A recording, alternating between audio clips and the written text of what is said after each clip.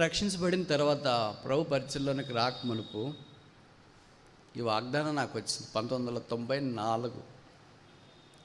ఎవరో మీలాంటి వాళ్ళు కొంతమంది అడిగినారు, బ్రదర్ ఈ సంవత్సరం మీకు వాగ్దానం ఏంటి ప్రభు ఇచ్చిందంటే నేను ఇది చెప్పిన, భయపడక మౌనముగా ఉండక మాటలాడము అని.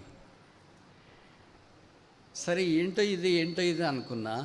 ఆ సంవత్సరం దేవుడు పరిచర్య కొరకై విస్తారమైన ద్వారాలు తెరవడం ఆరంభించినాడు. Youth retreats, youth camps, special meetings, అలాంటి పరిచర్యలు ఆ సంవత్సరం అంతా వాడబట్టడానికి ప్రభు సాయం చేశాడు. అప్పుడు తెలిసింది నాకు. ఎందుకు భయమో అని మీరు అంటారేమో, ఇప్పుడు అలవాటు అయిపోయింది కనుక అనిపించట్లేదు. అలవాటు కాని నిలబెట్టండి. ఇక్కడ ఎన్ని బాటిల్లో నీళ్ళు తాగుతారు? అది భయం వస్తుంది. దాన్ని స్టేజ్ ఫియర్ అంటారు. ఎందుకు వస్తుందో తెలియదు, వస్తుంది. ఇప్పుడు పౌలు లాంటి వాడు స్టేజ్ ఫియర్ని బట్టి భయపడలేదు, పరిస్థితులు ప్రతికూలంగా ఉన్నాయని భయపడినాడు.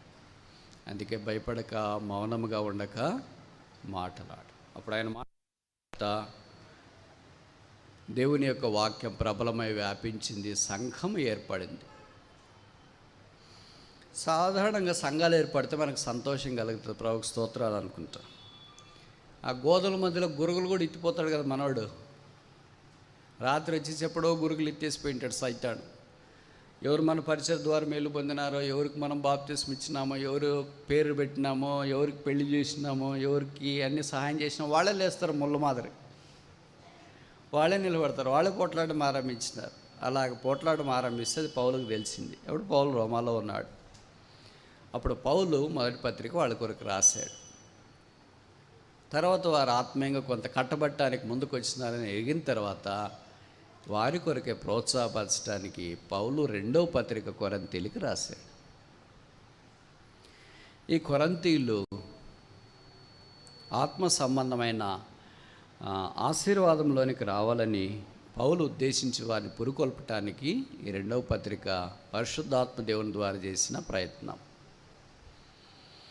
ఈ పత్రిక అసమానమైనది. కనీసం 5 కారణాలు మనం చెప్పవచ్చు. మొదటిది ఏంటంటే, it is the testimony of Paul. ఇది పౌలు యొక్క సాక్ష్య పుస్తకం. పౌలు సాక్ష్యం అపోస్తల కార్యాలు 3 సార్లు చెప్పాడు. 9వ అధ్యాయము, 22వ అధ్యాయము, 26వ అధ్యాయాలు. కానీ 5 నిమిషాలే చెప్పాడు. కానీ ఇక్కడికి వచ్చిన తర్వాత ఆయన తన సాక్ష్యము వారికి వివరంగా బోధించినట్లు వాక్యం ద్వారా మనకు అర్థమవుతుంది. ఈ సాక్ష్యంలో మీకు తెలుసో తెలియదో, మామూలుగా మనం సాక్ష్యం అంటే ఏం చెప్తాం? మన బ్యాక్గ్రౌండ్ అంతా చెప్తాం. మేము అసలు ఎంత ధనవంతులమో తెలుసా, ఎంత పెద్దవాళ్ళమో తెలుసా, ఎవరిని కొట్టినని తెలిసినా, ఎవరికి నష్టం కలిగిందో తెలిసినా, ఇదంతా చెప్పేస్తాం. చెప్పేసి ఎక్కడో ఒక మాట అట్లా తాళింపు మాదిరి యేసుప్రభు నన్ను మార్చినాడు అని చెప్పేసి దిగిపోతూ ఉంటాం. ఇంకా చివరిలో అది ట్విస్ట్ ఏంటంటే, అసలు నా సాక్ష్యం చెప్పాలంటే టైం సరిపోదు. అందరూ అట్లే చెప్తుంటారు. ఎక్కడ సాక్ష్యం చెప్పమని ఇచ్చినా అసలు నా సాక్ష్యం చెప్పాలంటే టైం సరిపోదంటే నీకు సాక్ష్యమే లేదు అని అర్థం. ఎందుకంటే యేసుప్రభు తర్వాత కొత్త నిబంధనలో సాక్ష్యం కలిగింది ఒకడు పౌలు అంటాడు. ఆయన సాక్ష్యమే 3 సార్లు 5 నిమిషాలే చెప్పినాడు. ఆయనకంటే సాక్ష్యం ఉందా మనకి? ఆయనకంటే ఎక్కువ చదువుకున్నామా? ఆయనకంటే వాక్యం బాగా తెలుసా? ఆయనకంటే దేవుని ద్వారా ఎక్కువ దర్శించబడ్డామా? ఏది అవసరమో అది చెప్తే 5 నిమిషాలు తక్కువ వస్తుంది. ఏది అనవసరమో అది చెప్తాం కనుక మనకు టైం తక్కువ వస్తుంది. ఇప్పుడు రెండవ పత్రిక అంతా ఆయన సాక్ష్యమే. మీరు గమనించినారో లేదో, ఆయన సాక్ష్యంలో ఏం చెప్పాడంటే పొందిన కష్టాల గురించి మాట్లాడాడు. బైబిల్ పండితులు అంటారు దాదాపు 40 రకాల కష్టాలు ఈ రెండవ పత్రికలో ఆయన వివరించినాడంట. చివరి ఆఖరి కష్టం ఏంటంటే, మా ప్రాణము ఉంటుందన్న నమ్మకం లేని స్థితిలో మేము ఉంటిమి. ఇక చాలా కష్టాలు. సాధారణంగా మనం సాక్ష్యం అంటే ఇవన్నీ కత్తిరిస్తాం. దిగంబరత్వంతో ఉంటిని, ఆహారం లేకుండా ఉంటిని, పస్తులో ఉంటిని, సముద్రంలో ఉంటిని, తర్వాత కొట్టబడితిని, కడప సహోదరుల వల్ల మోసపడుతుంది. ఇవన్నీ మనం చెప్పము. అన్నీ గొప్పలే చెప్పుకుంటాం. మనం పడిపోయింది, పాడైపోయింది, పతనమైంది, మందిరం మానేసింది, బైబిల్ చదవడం మానేసింది, ప్రార్థన చేయడం మానేసింది, ఇవన్నీ మనం చెప్పుకోము. ఎందుకంటే సాక్ష్యం కాదనుకుంటాం. పౌలు కష్టాలన్నీ ఇక్కడ చెప్పాడు. కనుక మీరు బాగా గుర్తుపెట్టుకోండి, ఎప్పుడైనా సాక్ష్యం చెప్పాలనుకున్నప్పుడు, ఎవరైనా అవకాశం మీకు ఇచ్చినప్పుడు, ఈ కొరింథీ 2వ పత్రిక పూర్తి ఒకే సిట్టింగ్లో చదవండి. 1 సిట్టింగ్ ఫుల్ రీడింగ్. అప్పుడు మనం ఎలాగ చెప్పుకోవాలో దాన్ని కొద్దిగా వడబోసుకోవచ్చు. మనకి చేయడం వచ్చు కానీ వడబోయడం రాదు, అది సమస్య. అందుకే ఎక్కడ చెప్పినా గొంతు పట్టుకుంటాయి. వడబోస్తే ఫిల్టర్ చేస్తే అప్పుడు సాఫీగా ఉంటుంది. ఇది మొదటి కారణం. కనుక 2 Corinthians is the testimony of apostle Paul. పౌలు యొక్క సాక్ష్యం. డాక్ట్రిన్, సిద్ధాంతం చాలా తక్కువ చెప్పాడు. అంత ఆయన అనుదిన జీవితంలో జరుగుతున్న క్రియాపూర్వకమైన క్రైస్తవ్యాన్ని ఈ పత్రికలో మనం గుర్తించాలని ఆయన చెప్పడానికి పరిశుద్ధాత్మ దేవుని ద్వారా పూనుకున్నాడు. రెండవది, ఈ పత్రికలో this episode gives a tall answer as to why Christians suffer. క్రైస్తవులు ఎందుకు శ్రమ అనుభవిస్తారు అనే దానికి నిలువెత్తటి జవాబిస్తుంది. నాకు తెలిసి కొత్త నిబంధనలో ఇంతకంటే ఎక్కువగా క్రైస్తవుడు ఎందుకు శ్రమలు పొందుతాడని జవాబిచ్చే పుస్తకం ఏమీ లేదంటే తప్పు కాదేమో. బైబిల్ అంతట్లో అయితే యోబు ఉంది. యోబు అది పద్యభాగం, మనలాంటి వాళ్ళకి అంత తేలిగ్గా అర్థం కాదు. మీకు అర్థమవుతుంది కానీ నాకేమో అర్థం కాదు. కానీ ఇది గద్య భాగం. పద్యభాగం అంటే మీకు తెలుసు కదా, ఇంత ఉంటుంది. 10 పేజీలో 20 పేజీలో టెక్స్ట్ పద్యభాగం పోయట్రీ అంటారు. 10వ తరగతిలో, ఇన్స్ట్రుమెంట్లో, డిగ్రీలో. అది ఎన్ని రోజులు చెప్పినా అయిపోదు. రోజు ఒకే సెంటెన్సే చెప్తుంటాడు టీచరు. చివరికి కాలేజ్ డే అయిపోయినా కూడా ఇంకా మిగిలింటుంది. ఈ గద్య భాగం అలా కాదు, చదువుతా పోయేదే ఊరికే. మొదటి లెసన్ ఇది, 2వ లెసన్ ఇది, 3వ లెసన్ ఇది అని చాలా తొందరగా అయిపోద్ది. మనం కూడా చదువుకున్న గుర్తొస్తుంది. That's called prose. కనుక మన కష్టాల్లో, శ్రమలో ఒక క్రైస్తవుడు, why good things happen to bad people and bad things happen to the good people. 2 Corinthians is a tall answer for this question. మంచి సంగతులు చెడ్డోళ్ళకి బాగా జరుగుతాయి, చెడ్డ సంగతులు మంచోళ్ళకి ఎందుకు ఎక్కువ వస్తాయి? ఇది అందరిలో, క్రైస్తవుల్లో ఉండే బలమైన ప్రశ్న. ఈ బలమైన ప్రశ్నకు 2వ కొరింథీ పత్రిక ఒక అందమైన ఎత్తైన జవాబు. మూడవది, ఎందుకు ఈ పుస్తకం అసమానమైనది అంటే, మూడవ కారణం, ఈ పుస్తకంలో the greatest question and the greatest answer in the new testament is mention. కొత్త నిబంధనలో గొప్ప ప్రశ్న, కొత్త నిబంధనలో గొప్ప జవాబు ఈ 2వ కొరింథీలో రాయబడింది. ఏంటి గొప్ప ప్రశ్న అని మీరు ఆలోచిస్తున్నారేమో. ఆ ప్రశ్న లేకపోతే జవాబు ఉండేది కాదు. జవాబు లేకపోతే మనం ఇక్కడ ఉండేవాళ్ళం కాదు. కరెక్టేనా? 8-9 2 Corinthians chapter 8 verse 9. కొరింథీయులకు రాసిన 2వ పత్రిక 8వ అధ్యాయము 9వ వచనం. 2 Corinthians chapter 8 verse 9. మీరు మన ప్రభు అయిన యేసుక్రీస్తు కృపను ఎరుగుదురు కదా. This is the greatest question in the new testament. మీరు మన ప్రభు అయిన యేసుక్రీస్తు కృపను ఎరుగుదురు కదా. కృప అంటే ఏంటో అక్కడ వివరించినాడు. ఇది చాలా పెద్ద పదమే. ఆయన ధనవంతుడైండి దరిద్రులమైన మన కొరకు ధనవంతుడైన దేవుడు దరిద్రుడిగా చేయబడెను అని జవాబు రాశాడు. ప్రశ్న ఆయన ఇచ్చినాడు, జవాబు ఆయన ఇచ్చినాడు. అందుకే బైబిల్ చాలా అందమైందని మనం ఎందుకంటామంటే, ప్రశ్నలు అక్కడే ఉంటాయి, జవాబు అక్కడే ఉంటుంది. కళ్ళు ఉన్నోళ్ళకి. కళ్ళు లేని వాళ్ళు ఏమంటారు, బ్రదర్ బైబిల్లో నాకు అది అర్థం కాలేదు, ఇది అర్థం కాలేదంటారు. అన్నీ అర్థం కాకపోవచ్చు, అవసరమైంది దేవుడు అర్థమయ్యేటట్టు చేస్తాడు. This is the greatest question. మీరు మన ప్రభువైన యేసుక్రీస్తు కృపను ఎరుగుదరు. ఇది మొదటి పత్రికలో రాసింటే సూట్ అవుతుందని అనుకుంటాం మనము. ఎందుకంటే వాళ్ళు రక్షించబడిన వాళ్ళు, చాలా కాలం ప్రభుత్వం నడిచిన వాళ్ళు, ప్రభు బలలో పాలు పొందిన వాళ్ళు, ఎంతో తలాంతులు ఉన్నవాళ్ళు, జ్ఞానమందు ఐశ్వర్యవంతులు, రిచ్ ఇన్ విజ్డమ్ అంట. అలాంటి వాళ్ళకి ఇంకా ఇప్పుడు కృపను గురించి బోధిస్తున్నాడేంటి? బోధించడమే కాదు, వాళ్ళకి తెలియజేస్తున్నాడు. ఆయన కృపకు అందమైన జవాబు 12:9 2 Corinthians chapter 12 verse 9.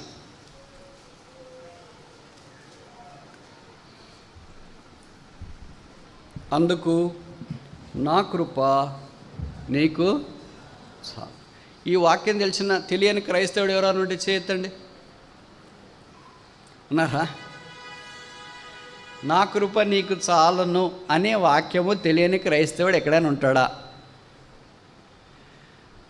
8:9 ఏంటి? మన ప్రభు అయిన కృపను ఎరుగుదురా, ప్రభు అయిన యేసుక్రీస్తు కృపను. 12:9 ఏంటి? నా కృప నీకు.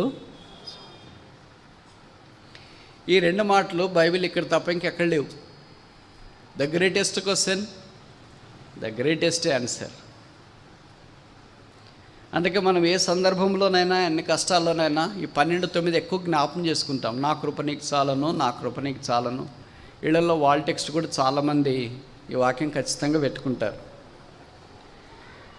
ఇప్పుడు ఎన్ని కారణాలు చెప్పాం?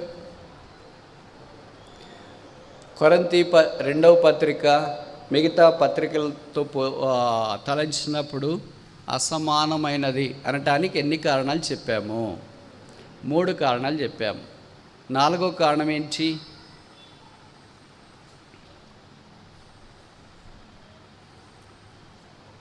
It talks about the greatest place. గొప్ప స్థలాన్ని గురించి మాట్లాడుతుంది. 12:2 2 కొరింథీ 12:2 క్రీస్తునందు ఒక మనిషిని నేను ఎరుగుదును, అది 14 సంవత్సరాల కిందట 3వ ఆకాశమునకు కొనిపోబడెను. ఇప్పుడు నేను ఒక ప్రశ్న అడగొచ్చా మిమ్మల్ని ప్రశ్న అడిగేంతటి వాడిని కాదు. అసలు మీరు ఎక్కడా, నేను ఎక్కడా? 3వ ఆకాశము దగ్గరికి వచ్చినోళ్ళు, అక్కడే ఉన్నోళ్ళు కాదు, అక్కడే ఉన్నోళ్ళు చాలామంది ఉంటారు. వచ్చినోళ్ళు బైబిల్లో ఎంతమంది ఉన్నారు? మొదటి వ్యక్తి ఎవరు? చివరి వ్యక్తి ఎవరు? పౌలు అనే వ్యక్తి. మనకు అలాంటిది ఏమైనా ఉందా? మనం 3:30 కనుక వచ్చింటామేమో, కానీ 3వ ఆకాశానికి రావడం ఏంటి అని మనం అనుకుంటాం. బైబిల్ పండితులు ఏమంటారంటే కనీసం 2 వ్యక్తులు 3వ ఆకాశానికి వచ్చిండొచ్చు. దాంట్లో మొదటివాడు అపోస్తలుడైన పౌలు, రెండవవాడు అపోస్తలుడైన యోహాను. ప్రకటన గ్రంథం 4వ అధ్యాయంలో పరలోకం తెరవబడి ఉండగా నేను చూచితిని అని అన్నాడు కదా. ప్రభు ఆత్మ నన్ను ఎత్తుకొని పోయాను, తోడుకొని పోయాను. కనుక బహుశా ఆయన ఆ 3వ ఆకాశము అనుభవంలోనికి ఆకాశాలు 7 అంటారు. మరి 3వది, 4వది, 5వది, 6వది ఇలాగ రకరకాలుగా బైబిల్ పండితులు మాట్లాడుతూ వస్తారు. నాకు వీటిని గురించి అంత ఎక్కువ తెలియదు, అందుకనే నేను ముందుకు వెళ్ళటానికి ప్రయత్నం చేస్తాను. ఇంకా 5వ కారణం చెప్పి ముగించమంటారా?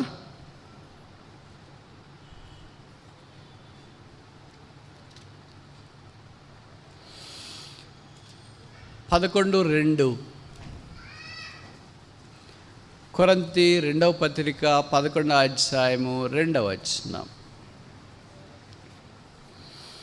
దేవాసక్తితో మీడల ఆసక్తి కలిగి ఉన్నాను, ఎందుకనగా పవిత్రురాలైన కన్యకగా ఒక్కడే పురుషుని కనుక క్రీస్తుకు సమర్పింపవలనని మిమ్మల్ని ప్రధానము చేసి తిని.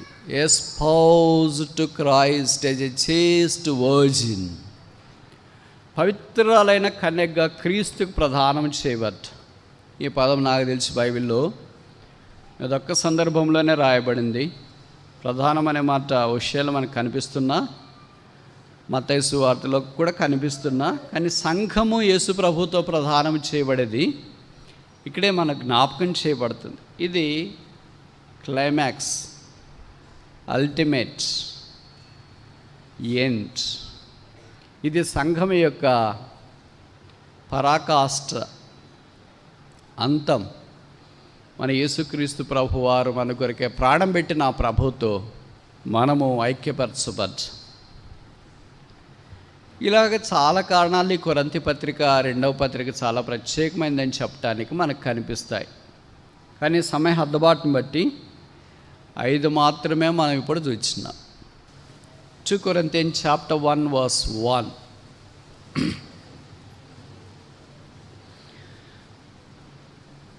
ఈ మొదటి వచనంలో కనీసం 6 విషయాలు ప్రస్తావించినాడు. ఈ మొదటి సెషన్లో దాన్ని చూసి ముగించడానికి ప్రయత్నం చేస్తాం.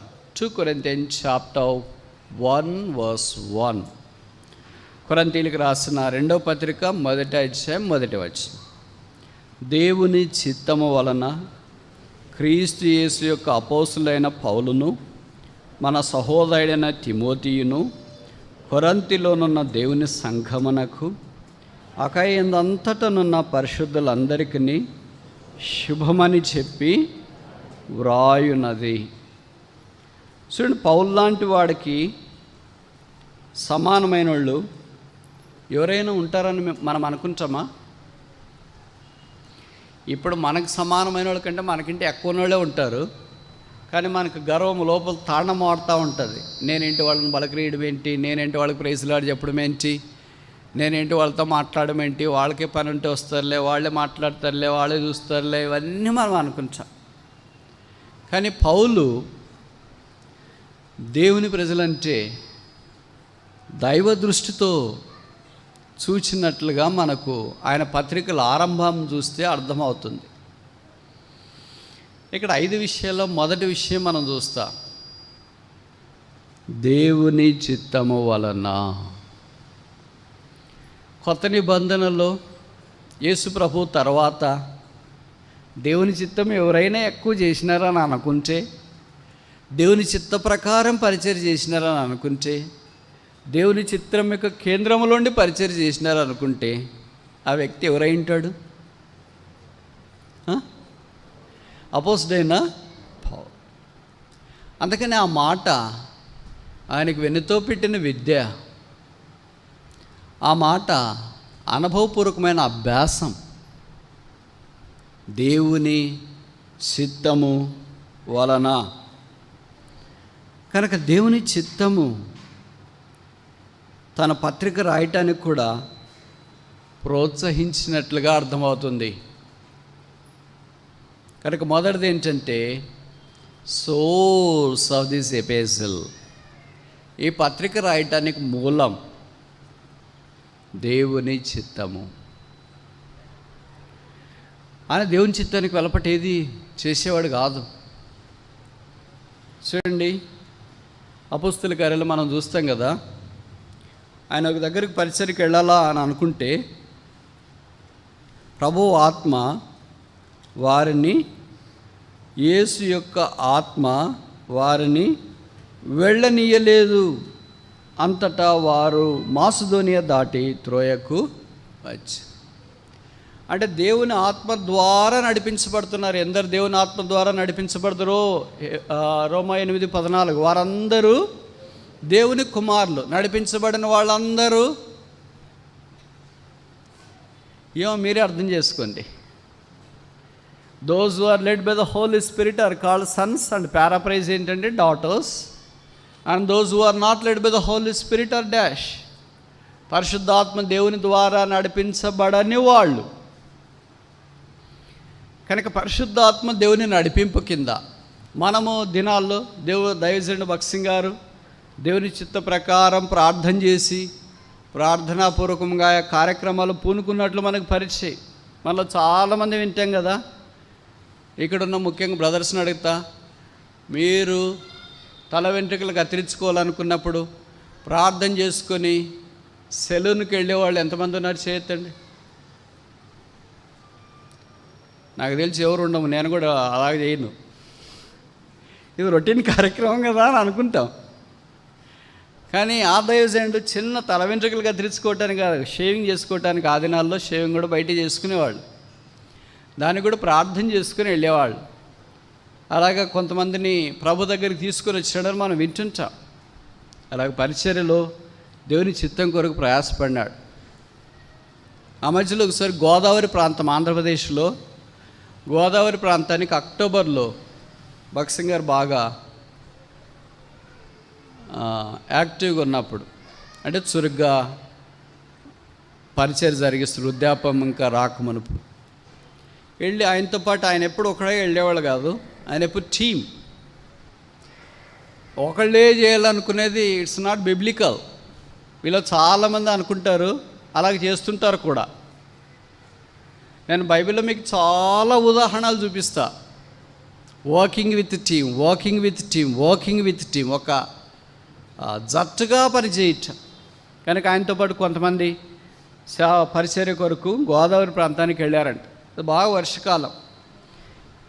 అక్కడ స్థానికులు ఏం చేశారంటే భక్సింగ్ గారి దగ్గరికి వెళ్ళి, బ్రదర్, మామూలుగా మనం చెప్తాం కదా, ఈ ప్రాంతం మీకు ఎక్కువ తెలియదేమో, అప్పట్లో 30-40 ఏళ్ళ క్రితం వర్షాలు పట్టుకుంటే ఆగేవి కాదు, ఆగితే వచ్చేవి కాదు. నేను చెప్పే మాటలు పాత వాళ్ళకి అర్థమైంటే 30 ఏళ్ళ క్రితం వర్షాలు పట్టుకుంటే ఆగేవి కాదు, ఆగితే వచ్చేవి కాదు. కనుక బహుశా మీకు ఇక్కడ తెలియదేమో, ఇది వర్షకాలము, పట్టుకుంటే ఆగవు. అందులో గోదావరి దగ్గర ఎలాగుంటుందంటే ఇంట్లో నుండి బయటికి కాలు పెడితే అంత జిగట మన్ను నల్లరాగడి ఉంటుంది. కనుక సువార్త చెప్పాలంటే పొలాల్లో ఉరమళ్ళలో వెళ్ళాలి. ఇక్కడ మన మాదిరి రోడ్లు కొండలు గుట్టలు ఉండవు, ఆరాత్మికి పోవచ్చు, ఈ చెట్టు దగ్గరికి వెళ్ళవచ్చు అంటానికి ఉండదు. అక్కడ నీ కనచూపు మేరలో ఎంత దూరం అన్నా చూసి ఒక్క రాయి కూడా కనిపించదు. నల్గొండ జిల్లాలో కనచూపు మేర ఎక్కడన్నా చూడు రాయి తప్ప. నాకు తెలుసు, మీకు ఎలాగ తెలుసు అని అనుకుంటారేమో, మీకింటే ఎక్కువే తెలుసు. ఎలాంటి రాళ్ళు ఉన్నాయి, ఎలాంటి ఫ్లోరైడ్ ఉంది, ఏం కదే, నల్గొండ జిల్లా దేనికి ప్రసిద్ధి అన్నీ తెలుసు. సరే, విచిత్రం ఏంటంటే భక్సింగ్ గారికి అలాగొచ్చి చెప్తే, బ్రదర్ వర్షకాలము కనుక బయటికి వెళ్ళి సువార్త చెప్పాలంటే కష్టమవుతుంది, సువార్త దండయాత్ర, లోపటే మందిరం లోపలే ఉండి ప్రార్థన చేస్తానులేండి ఈ వారం రోజులు, లేదా మీరు ఎన్ని రోజులు ప్రభు మిమ్మల్ని నడిపిస్తే అని అన్నారంట. అంటే ఇప్పుడు భక్సింగ్ గారు అన్నాడంట, ఇది వర్షకాలం కదా బ్రదర్, అందుకనే మేము చెప్పడానికి వచ్చాం మన పక్కన వాళ్ళు. అంటే ఆయన అన్నాడంట, I am not led by the seasons, I am led by the spirit of God. ఇంకోసారి చెప్పనా, I am not led by the seasons, I am led by the spirit of God. నేను ఋతువుల ప్రకారము, లేకపోతే సీజన్, వేసవికాలం, వర్షకాలం, చలికాలం, ఇలాంటి దాన్ని బట్టి నేను నడిపించబడను, దేవుని ఆత్మ ద్వారా నడిపించబడతా. ఈ సీజన్స్ బట్టి నడిపించబడడం అనేది సామాన్యమే, న్యాచురల్. మనం అనుకుంటాం కదా, చలికాలము ఆలస్యంగా వెళ్ళాలా, వేసవికాలము తొందరగా వెళ్ళాలా, వర్షకాలము వెళ్ళకుండా ఆగిపోవాలా. ఇవన్నీ మనకు కొన్ని కాలాలు ఉంటాయి. కాలాన్ని బట్టి డ్రెస్సులు వేసుకునే వాళ్ళు కూడా చాలామంది ఉన్నారు, కాలం ప్రకారం ఉండేవాళ్ళు కూడా చాలామంది ఉన్నారు. అలాగ ఉండడం తప్పేం లేదు. వేరే దేశాలకు వెళ్ళేటప్పుడు కూడా అక్కడ ఏ కాలము, ఎలాంటి వాతావరణం ఉంటుందో ముందే మనం తెలుసుకొని ఆ ప్రకారం సిద్ధపడి వెళ్తూ ఉంటాం. కానీ ఆ దైవజనుడు అలాగే చెప్పాడంట. చెప్పడం మాత్రమే కాదు, మనం చాలామంది చెప్తూ ఉంటాం, ఆచరణలోకి వచ్చేటప్పుడు కదా విషయం తెలిసేది, మన సంగతి ఏంటో బయటపడేది. ఇంక బయటికి వెళ్ళిన తర్వాత ప్రజలు దాని మీదే దృష్టి పెట్టింటారు, వర్షం పడుతుందేమో అని. దాదాపు వారం ఎంతో సువార్త దండయాత్ర అయ్యేదాకా చినుకులే పడలేదు, వర్షమే రాలేదు. అది పూర్తి వర్షకాలం పడితే ఆగదు. అలాంటి పరిస్థితుల్లో కూడా దేవుడు వారి పరిచర్య కొనసాగించడానికి సహాయం చేస్తూ వచ్చిన. చెప్పదలుచుకున్న విషయం ఏంటంటే, we are not led by the seasons but led by the Holy Spirit. ప్రభు యొక్క ఆత్మ ద్వారా మనం నడిపించబడాలని కోరబడుతున్నాం. పౌలు ఆ ఆత్మ ద్వారా దేవుని చిత్తం ఎరిగి ఈ పత్రిక రాయటానికి పూనుకున్నాడు. రెండవ విషయం చూస్తామా? కొరింథీయులకు రాసిన 2వ పత్రిక 1వ అధ్యాయం 1వ వచనం. 2 Corinthians chapter 1 verse 1. దేవుని చిత్తము వలన, మొదటిది. రెండవది, క్రీస్తు యేసు ద సేవియర్, రక్షకుడు. ఈ క్రీస్తు లేకపోయింటే నేను ఏమైండేవాడినో. పౌలు మాటలు కదా, నేను ఎంతో దౌర్భాగ్యుడిని, ఎంతో చెడిపోయిన వాడిని. ఈ క్రీస్తు ద్వారా ఇప్పుడు నేను జీవించే జీవితము ఆయనను బట్టే. Not I but Christ liveth in me. నేను కాదు, క్రీస్తే జీవిస్తున్నాడు. ఎవరైనా ఇలాగ చెప్తామా? మనం ఏం చెప్తాము? క్రీస్తు కాదు, నేనే జీవిస్తున్నాను. అందుకే death rocks every place. Where there is a Christ there is life, where there is no Christ there is death. ఎక్కడ క్రీస్తున్నాడో అక్కడ జీవం ఉంటుంది, ఎక్కడ క్రీస్తు లేడో అక్కడ మరణం ఉంటుంది. ఎక్కడ క్రీస్తున్నాడో అక్కడ శాపం ఉంటుంది, ఎక్కడ క్రీస్తు లేడో, ఎక్కడ క్రీస్తున్నాడో అక్కడ ఆశీర్వాదం ఉంటుంది, ఎక్కడ క్రీస్తు లేడో అక్కడ శాపం ఉంటుంది. ఎక్కడ క్రీస్తున్నాడో అక్కడ మేలు ఉంటుంది, ఎక్కడ క్రీస్తు లేడో అక్కడ కీడు ఉంటుంది. కనుక మనం క్రీస్తుని కలిగిన వారము, క్రీస్తుని ధరించిన వారము, క్రీస్తులో ఉన్నవారము, క్రీస్తు ద్వారా నడిపించబడేవారము, ఆయన ద్వారా కొనసాగించబడేవారం అని పౌలు జ్ఞాపకం చేస్తున్నాడు. అందుకే ఆయన రక్షకుడని పదే పదే రాస్తూ వచ్చినాడు. ఆ రక్షకుడైన యేసుక్రీస్తును ఆయన పరిపూర్ణంగా అంగీకరించి సామాన్యులైన ఖైదీలు, సోల్జర్స్, చెరసాలలో తనతో పాటు ఉన్న ఖైదీలు మొదలుకొని ఆ దేశాన్ని పరిపాలిస్తున్న గొప్ప గొప్ప అధికారులు, అగ్రిప్పరాజు లాంటి వాళ్ళ దగ్గర, ఫేస్తు లాంటి వాళ్ళ దగ్గర, ఫిలిక్స్ లాంటి వాళ్ళ దగ్గర కూడా నిలబడి ప్రభుని గురించి సాక్ష్యము తెలియజేసినాడు. అది కొత్త నిబంధనలు అసమాన అనుభవం. From a common man to a uncommon king. సామాన్య మనిషిని మొదలుకొని అసమానమైన రాజు దాకా ఎవరి దగ్గరైనా ఒకే రకమైన నిలబడు. అది మన వల్ల వద్దంటారా?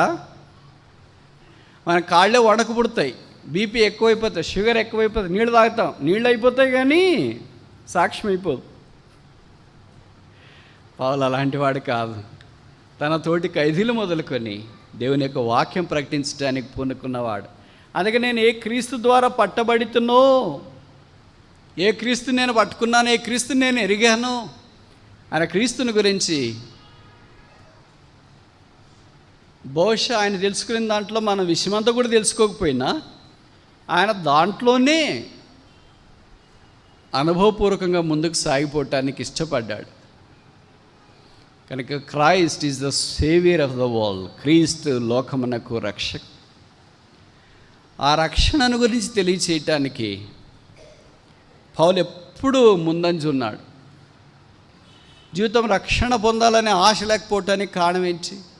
నిర్లక్ష్యం. చూస్తానులే అని నీకు చూసే అవకాశం రాకుండా అయితే ఒకటి చూస్తావు: నరకం, పాతాళం, అగ్నిగుండం, ఆరని జ్వాలలు, వేదనకరమైన స్థలం. అక్కడికి నువ్వు వెళ్ళకూడదని దేవుడు ఉద్దేశించి కాలం సంపూర్ణమైనప్పుడు తన కుమారుణ్ణి పంపించినాడు. ఆయన పేరు యేసు ప్రభు. అందుకే పౌలు తిమోతికి రాస్తున్నాడు, దేవుడు ఒక్కడే, దేవునికి నరులకున్న మధ్యవర్తి ఒక్కడే, ఆయనే క్రీస్తు యేసు నరుడు. ఆయన నరుడుగా వచ్చినాడు. ఎందుకంటే నరులైన మనము దేవునికి దూరస్థులం అయిపోయినా. చెప్పబడింది కదా ఆదికాండంలో, నరుల చెడుతనము భూమి మీద గొప్పదనియు, వారి తలంపుల్లోని ఊహలనియు కేవలం చెడ్డవని దేవుడు సూచను.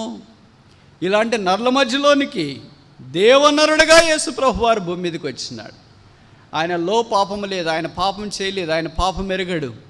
అయితే మన కొరకే పాపముగా చేయబడ్డాడు, శిలువ మీదకి వెళ్ళాడు. లోకంలో ఎన్ని తలకిందులయ్యే పరిస్థితులు కలిసిన, తుఫాన్లు వచ్చిన, ఉపద్రవాలు వచ్చిన, కరువులు వచ్చిన, ఖడ్గాలు వచ్చిన, యుద్ధాలు వచ్చిన, ఏ అనర్థం జరిగిన, రోగాలు వచ్చిన, తెగుళ్ళు వచ్చినా నీ ఆత్మ రక్షించబడింది కనుక ఈ లోకాన్ని విడిచిపెడితే ప్రభుతో సదాకాలం ఉండే భాగ్యంలోనికి తీసుకుని పోబడతా. ఈ రక్షణ వద్దా? ఈ పాపక్షమాపణ వద్దా? ఈ మారు మనసు వద్దా? దేవుని అనుగ్రహేశ్వర్య మారు మనసు పొందుటకు నిన్ను ప్రేరేపిస్తుందని ఎరగక సహనాన్ని, దీర్ఘశాంతాన్ని తృణీకరించడానికి ధైర్యం చేయొద్దు. మూడవది చూస్తామా?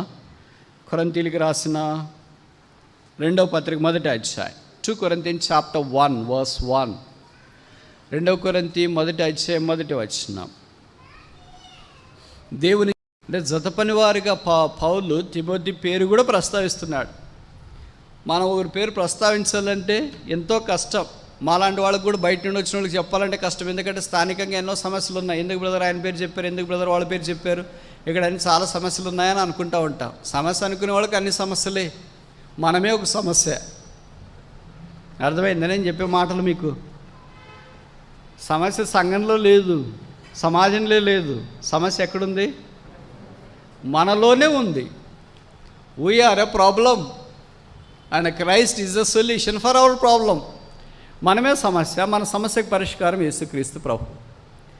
పౌలు లాంటి గొప్పవాడు తిమోతి లాంటి వాడిని ప్రస్తావించడం చాలా ఆత్మ సంబంధమైన సంగతి కదా. తీతు పేరు కూడా ఈ పత్రికలో ప్రస్తావించబడుతూ వచ్చింది. తను ఒక టీం తయారు చేసింది, టీమప్. అందుకే నేను ఎప్పుడు చెప్తుంటా, ఒక టీమ్గా ఉండండి. అయ్యో బ్రదర్ మీరు మస్తు చెప్తారు కానీ ఎన్ని సమస్యలు తెలుసా వాళ్ళతో? వాక్య ప్రకారం జీవించాలనుకుంటే సమస్యలే వస్తాయి. వాక్యం పక్కన పెట్టి జీవించాలనుకుంటే ఏం సమస్య ఉండదు. One man show. నేనే రాజు, నేనే రాణి, నేనే దాసుడు, నేనే సేవకుడు, అంతా నేనే. పౌలు వారితో కలిసినాడు. పౌలు లాంటి వాడు మీరు ఊహిస్తారా? అసలు పౌలు రాసే మాటలు మనకు వింటే ఆ భయం వేస్తుంది. ఆయన తీతును చూడాలని ఒక స్థలానికి వెళ్ళాడంట. విచిత్రం ఏంటంటే అక్కడ తీతు లేడు.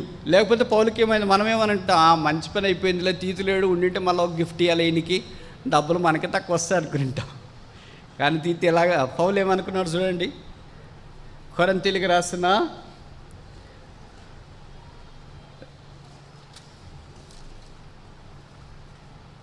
2వ పత్రిక 2వ అధ్యాయం 12వ వచనం. 2 Corinthians chapter 2 verse 12. క్రీస్తు సువార్త ప్రకటించుటకు నేను త్రోయకు వచ్చినప్పుడు ప్రభువు నందు నాకు మంచి సమయం ప్రాప్తించి ఉండగా సహోదరుడైన తీతు నాకు కనబడనందున నా మనసులో డాష్. ఇలాంటి పదం పౌలు నోట్లో నుండి వస్తుందని మనం ఊహిస్తామా? ఎక్కడైనా మనం పలానా స్థలానికి వెళ్ళినప్పుడు మనకి ఇష్టమైన ఒక బ్రదర్ సిస్టర్ కనపడకపోతే నా మనసు బాగాలేదని అనుకుంటామా? పీడ విరగడైపోయింది, కనపడలేదు. దేవుడు ఎంత ప్రార్థన ఆలకించిన. వాళ్ళకి అనిపిస్తే మళ్ళీ వాళ్ళతో మాట్లాడాలా, వాళ్ళకి డబ్బులు ఇవ్వాలి, గిఫ్ట్ ఇవ్వాలి, అది ఇవ్వాలి, ఇది ఇలా, వాళ్ళు వస్తామంటారు, చేస్తామంటారు, ఇవన్నీ చాలా చాలా జరుగుతాయి కదా అని అనుకుంటాం. కానీ పౌలు మనస్సులో నెమ్మది కావాలంటే ఎవరు రావాలంట? 3వ ఆకాశానికి వెళ్ళినోడికి తీతుతో అవసరమండి. 14 పత్రికలు రాసిన వాడికి తీతుతో అవసరమా అండి? 30 సంవత్సరాల పరిచయం చేసిన వాడికి తీతుతో అవసరమా అండి? ఇంత చేసినోడే తీతు తిమోతిని గురించి ప్రస్తావిస్తుంటే మనకేమీ లేదు. మనం కూడా ఎలాగో టీమ్గా పనిచేయట చాలా ప్రాముఖ్యమైన సంగతి అని మనం గుర్తించాలి. కనుక ఇక్కడ తెలియజేసే మాట ఏంటంటే సర్వెంట్స్ ఆఫ్ గాడ్, దేవుని దాసులుగా, జతపని వారిగా, పరిచారకులుగా వారు మనకు కనిపిస్తున్నారు. మొదటిది సోర్స్ ఆఫ్ దిస్ ఎపిసోడ్, ఈ పత్రిక యొక్క మూలము దేవుని చిత్తము. రెండవది the saviour of this episode, ఈ పత్రిక యొక్క రక్షకుడు యేసుక్రీస్తు ప్రభువు. మూడవది the servants of this episode, ఈ పత్రిక యొక్క పరిచారకులు అపోస్తలుడైన పౌలు, తిమోతి, తీతు మనకు కనిపిస్తున్నారు. అందుకే ఒకళ్ళే కాకుండా మీరు మామూలుగా టీవీలోన యూట్యూబ్లో చూస్తుంటారు కదా, ఒకళ్ళదే పరిచయం స్టార్టింగ్ ప్రేయర్ నుండి ఎండింగ్ ప్రేయర్ దాకా వాళ్ళే చేస్తుంటారు. అన్ని కూడికలు వాళ్ళే చేస్తుంటారు. ఇక్కడ బైబిల్లోన మనం చాలా విషయాలు గమనిస్తే ఎట్లున్నారంటే అసలు ఆశ్చర్యం వేస్తుంది. మన స్టేజ్ దగ్గరికే ఎవరు రావరు, ఇంక భోజన బల దగ్గరికి ఎవరు రారు. ఒక విషయం చెప్పనా, మీరేమనకపోతే, యేసుక్రీస్తు ప్రభు కూడా ఎప్పుడో ఒకేసారి ఒకడే భోంచేసాడా?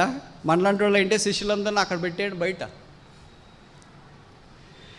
యేసు ప్రభు ఇక్కడికి వచ్చి ఏం చేశారా? మా తలకూర చేశారా, బోటి చేశారా, పాయ చేశారా, చేపలు చేశారా, కొరమీన చేశారా, ఏం చేశారు అని అడిగిండు. ప్రభు లాంటి మనసు మనకుంటే ఎంత బాగుంటుంది.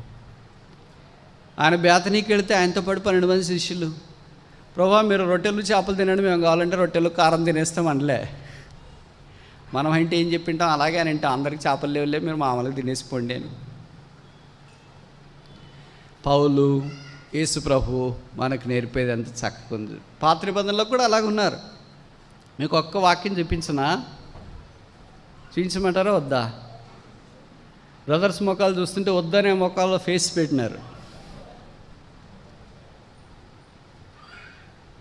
ఎలాగో చూపించినా మేమేమి అట్లా ఆచరించలేండి, మీరు ఎన్నన్నా చూపించుకోండి అంటారా? నెహెమ్యా గ్రంథం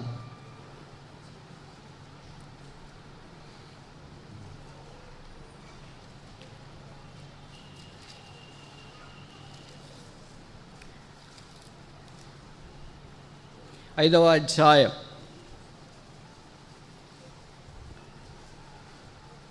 17వ వచనం. నహమయా చాప్టర్ 5 verse 17. 5:17. భూమి సంపాదించుకునే వారం కాము, నా భోజన బల్ల యొద్ద మా చుట్టూ నన్ను అన్యజనుల్లో నుండి వచ్చిన వారు గాక, యూదులను అధికారులను ఎంతమంది ఎప్పుడైనా మన బల్ల చుట్టూ ఇంతమంది కూర్చున్నారా? కూర్చున్న వాళ్ళు లేచిపోయారా? ప్రతి బల్ల చుట్టూ ఇంతమంది కూర్చోవాలని నేను చెప్పట్లేదు. అంటే మనమే కాకుండా వేరే వాళ్ళు కూడా ఉండాలనేది ఇది మనకు అర్థం అవుతుంది. నెహెమ్యా ఎంత గొప్ప నాయకుడు! అలాంటి నాయకుడు ఉన్నాడా ఇక్కడ? గొప్ప నాయకుడు, గొప్ప పరిచారకుడు, గొప్పగా దేవుని ద్వారా వాడబడినవాడు. ఆయన ఏమంటాడు? నా బల్ల. మా బల్ల కాదు. అంటే ఆయన కొరికే నియమించబడింది. ఆయన ఒకటే తినొచ్చు. కానీ ఏం చేశాడంట? అన్యులు కాకుండా యూదులు అధికారులైన వాళ్ళు 100 మంది పైగానే ఆయన దగ్గరికి వచ్చినారు. ఆయన రోజు మెనూ ఏమో తెలుసా? కింద వచనంలో రాశారు. నెహెమ్యా 5వ అధ్యాయము 18వ వచనం. నా నిమిత్తము ప్రతిదినము, ఇంక చదవండి మీరే.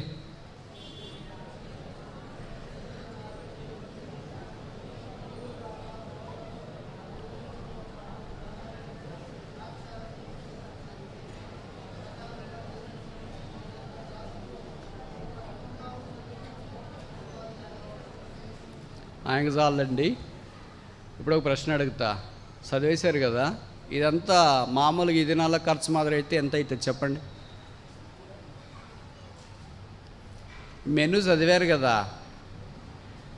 ఇప్పుడు ఇదంతా కలిసి ఒక రోజుకి ఎంత ఖర్చు అయింది? రేట్లు తెలియదా మీకు?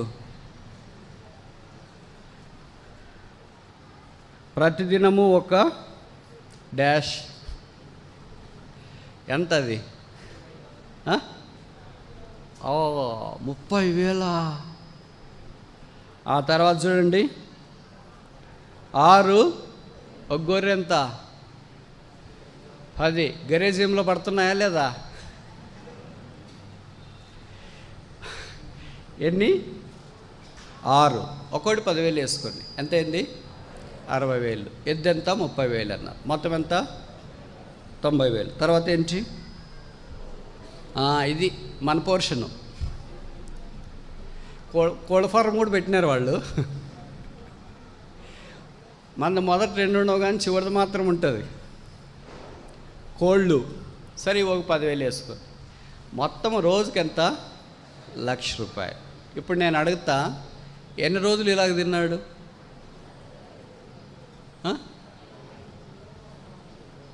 12 సంవత్సరాలు ఉన్నాడా? రోజుకు 1,00,000 రూపాయలు అయితే 365 రోజులకి ఎంత? 365 లక్షలు. 365 లక్షలు అంటే ఎంత?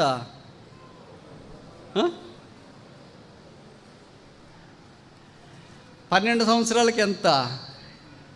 ఇదంతా ఎవరిచ్చినారు? కనకపెట్టి పెట్టినారా? అప్పుడు ఇవన్నీ ఆలోచిస్తే మన కళ్ళకు బయర్లు గమ్ముతాయి, వెన్నుల్లో వణకబుడుతుంది.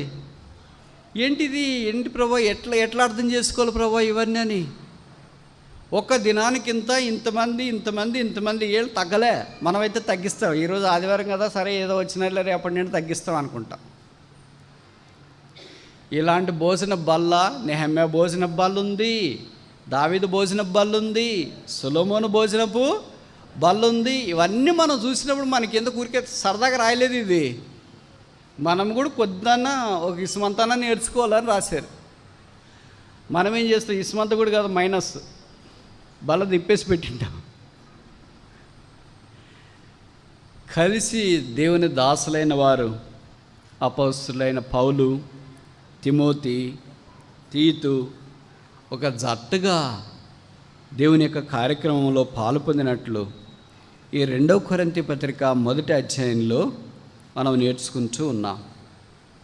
తర్వాత 4వది కొరింథీలకు రాసిన 2వ పత్రిక 1వ అధ్యాయము 1వ వచనం. కొరింథీలో ఉన్న దేవుని సంఘము, ద స్పియర్ ఆఫ్ ద ఎపెజల్. ఈ పత్రిక యొక్క హద్దులు కొరింథీ పట్టణం. అక్కడ రకరకాలైన విశ్వాసులు ఉన్నారు, వ్యాపారస్తులు ఉన్నారు, సామాన్యమైన వాళ్ళు ఉన్నారు, ఇంకా తెలివి కలిగిన వాళ్ళు ఉన్నారు, తలాంతులు కలిగిన వాళ్ళు ఉన్నారు, నమ్మకస్తులైన వాళ్ళు ఉన్నారు, అలా కాని వాళ్ళు కూడా ఉన్నారు. కనుక సంఘం అంతటికీ ఈ వాక్యోపదేశం అపోస్తుడైన పౌలు చేస్తున్నట్లు మనకు అర్థమవుతుంది. తర్వాత అకయందంతటనున్న పరిశుద్ధులందరికీ, ఆయన పదం మాత్రం వదిలేయడు. ఎవరంటే వాళ్ళు ఎవరు? కొరంతీయులు. అలసిపోయారా? కొరంతీయులు ఎవరు? అలసిపోయారా? ఇప్పుడే మీరు అలసిపోతే ఇంకా మధ్యాహ్నము అంతా చాలా ఉందంట. ఎవరు కొరంతీయులు? పరిశుద్ధులంట. కానీ వాళ్ళ పరిశుద్ధత గురించి మొదటి పత్రికలో రాశాడు.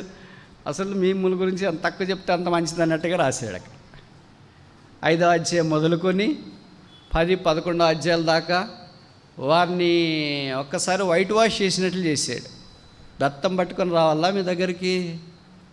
ఎవళ్ళు ఏంటంటే చాలా అతికి చేస్తున్నారంటే, ఓవరాక్షన్ చేస్తున్నారంటే మీరంతా ఏమనుకుంటున్నారు?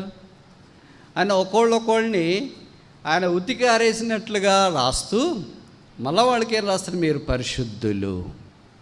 మొదటి పత్రిక మొదటి అధ్యాయంలో కూడా రాశాడు పరిశుద్ధులు, సెయింట్స్ ఆఫ్ ద ఎపిజిల్. ఈ పత్రిక యొక్క పరిశుద్ధులు. ప్రభుకు స్తోత్రాలు.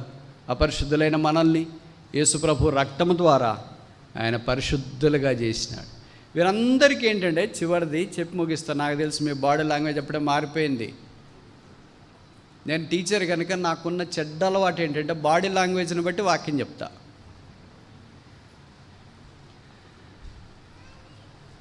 సరేనా?